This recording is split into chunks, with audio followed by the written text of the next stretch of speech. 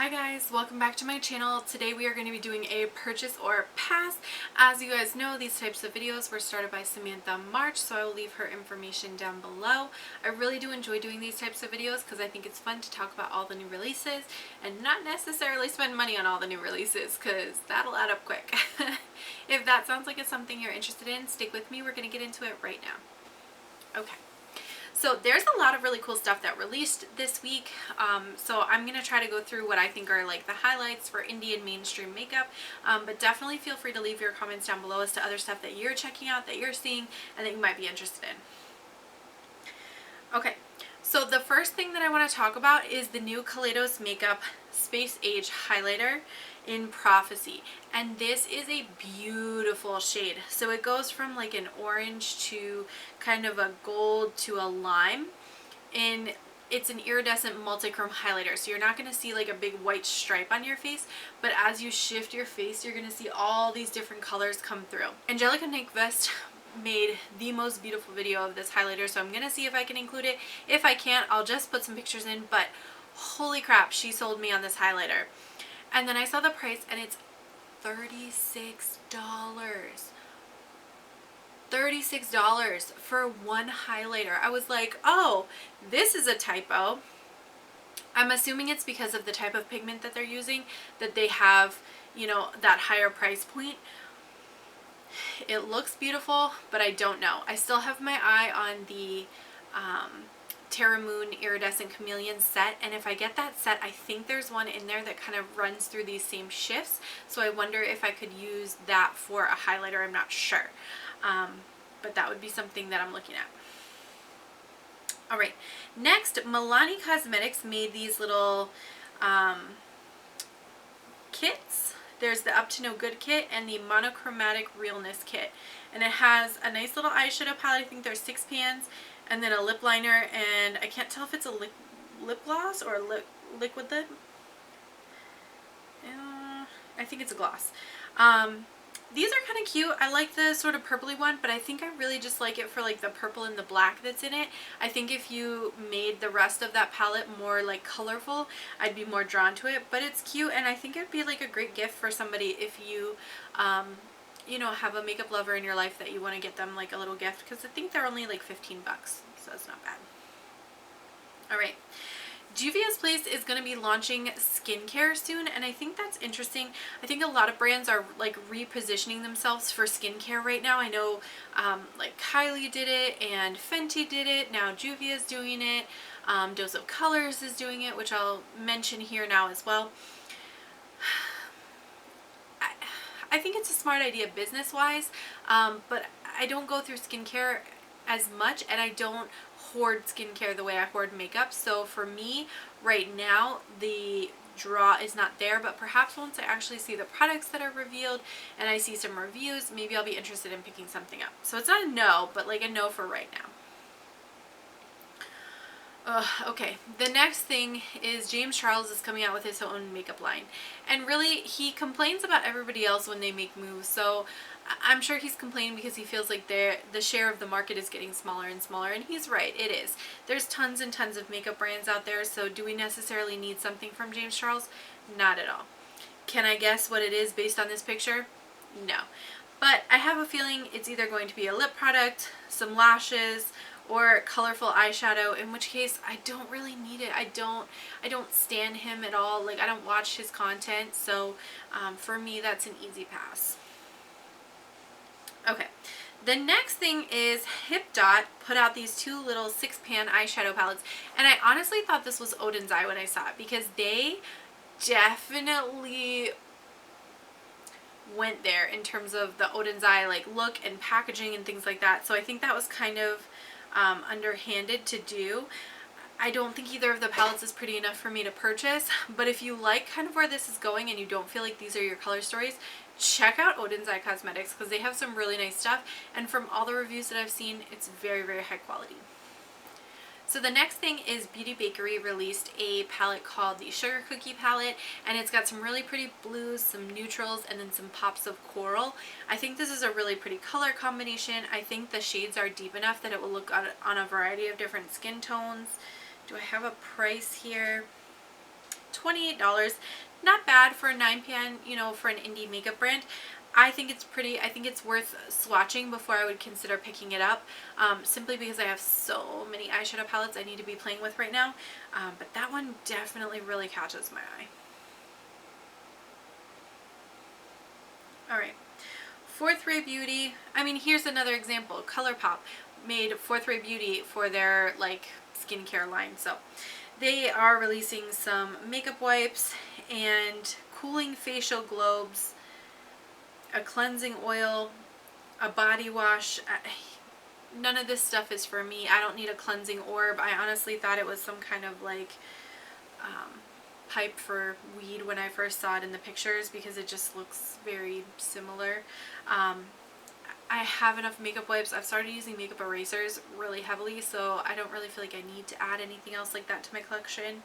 So for those things, it'll be a pass. Alright. Dominique Cosmetics is releasing some holiday lip duos. So there's a lip liner and a gloss with each duo. One is more like nude and clear gloss, and then the other one is more of like a bright red gloss. So holidays, I feel like really classically people go for that like bright red holiday lip. Totally get it. This is not the release for me. I think the packaging is really pretty. I think the concept is pretty, and I don't think the price is that out of hand. It's $28. Some people are charging $28 just for a lipstick. So I think, you know, for the duo, that's a fine price. I'm actually really excited because the Berries and Cream palette finally went on sale to like a really low price. So I was able to pick that up, and I picked up a liquid lipstick from Dominique Cosmetics. It should be coming to my house within the next week or so. So I'm really excited to play with that. So I think I'm good on Dominique Cosmetics until, you know, something else really catches my eye. Okay. Normally I do not talk about any of the Kardashian people because I really just don't care about any of them, and I don't feel any of them need my money anytime soon. But I was scrolling through TrendMood and I saw Kylie put out her holiday, what does she call this? Cute? Oh no. What is this? I don't know. Kylie Cosmetics holiday extravaganza, for lack of a better word. There's lip kits for $12, mini gloss set for $32. There's a holiday break apart eyeshadow palette duo for $38, and a mini lip kit trio for $36.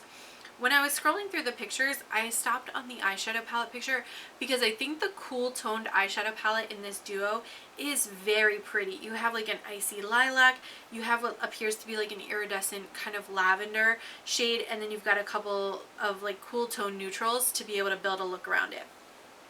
If they sold that as an individual palette, I would be so tempted to buy it, but I don't need a warm toned palette, and I'm not paying $38 for just one palette. So for me, that'll be a pass, but I do think it's really pretty, and I do like the fact that a lot of mainstream brands are putting more cool toned collections out, because I have been like longing for cool tones. Alright, Holo Taco is releasing a quint of nail polishes. There's a blue, a purple, and a copper, a minty kind of green, and a silver. I think they're pretty, but now that I've gotten more into like the indie nail polish scene, I don't think they're as special as everybody makes them out to be. So for me, they're going to be a pass,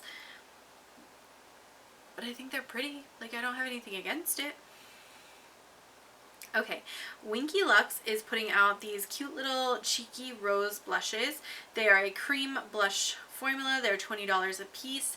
There's 5 different shades. I think the actual like packaging and presentation of these is so adorable. The only downside is as you start to use it, that little rose is just going to look like a mangled stepped on flower, so that's kind of a minus.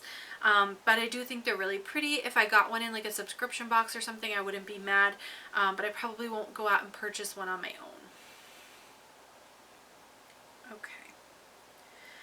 So there is a new beauty brand coming out, and it's Vive. I'm guessing Vive because it's by Jamie Genevieve. And she launched the Essentials eyeshadow palette, some highlighters, some lip pencils, and some lipsticks. The lipsticks look straight up like Tom Ford, so I'm a little like confused as to why she's doing identical packaging there. The highlighter and the eyeshadow formulas, the highlighter and the eyeshadow palette just don't spark any kind of like curiosity in me because they're just so neutral. So if she could make something that was maybe a little bit more fun and interesting, dynamic color story wise, I'd be interested in checking it out. Alright. Sample Beauty has come up with the Equalizer Palette Volume 2. I have never tried anything from Sample Beauty, so I can't really speak to the quality. And this palette is enormous, so it's probably not going to be for me. But I do just really like the glittery black that's down in the bottom row, because I think glittery black is like not something that you get very often in an eyeshadow palette. The only time I've really found it was a single that I have from Colorpop. It's actually on my lids today. So that kind of caught my eye, but I don't think I'll pick up the whole palette just for that one shade.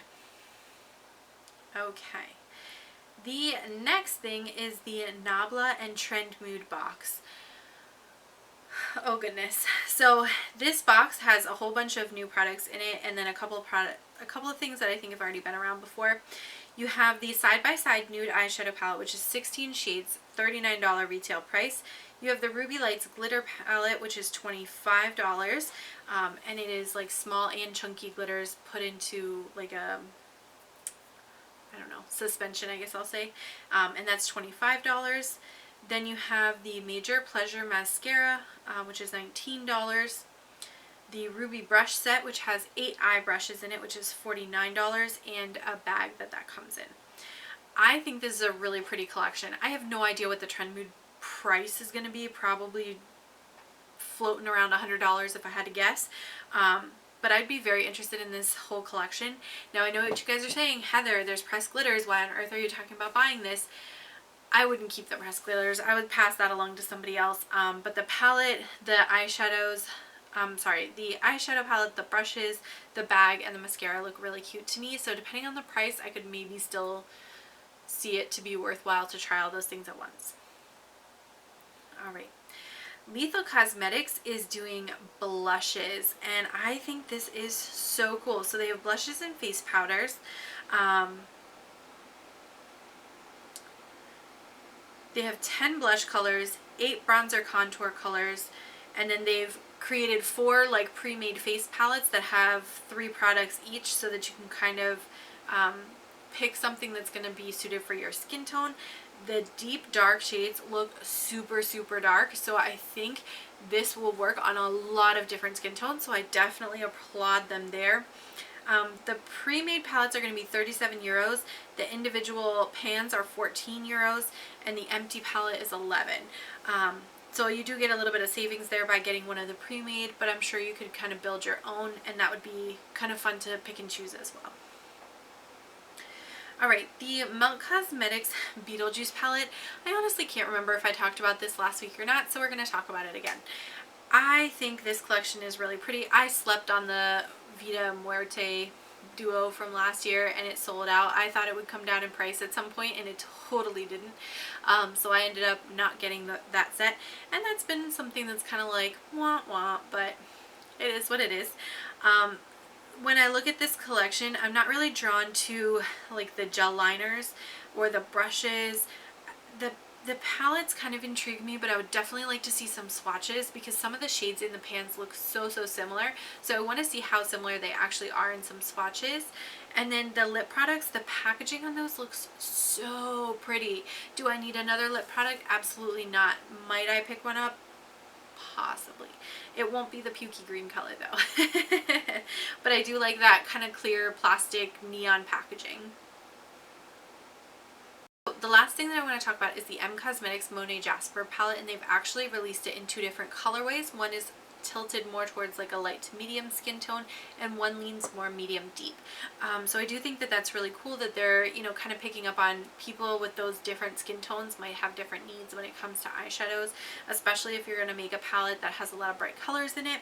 This color story is definitely like some rosy brick neutrals, some blues, and then some like orangey yellow shades. I think it's a really pretty color story. I probably won't pick this up because I've not tried M Cosmetics formula just yet, and this is not the palette I think that's like pulling me in the most, but I do think it's really pretty, and I think it's worth noting that they're trying to cater to a wider audience. So that concludes this week's purchase or pass. I want to know in the comments below, what are some things that you're looking at picking up? What are some things that you're leaving behind? Have you tried any of these products or any of them on your wish list? Definitely let me know in a comment down below. Don't forget to like and subscribe, and I'm going to catch you in my next video. Bye!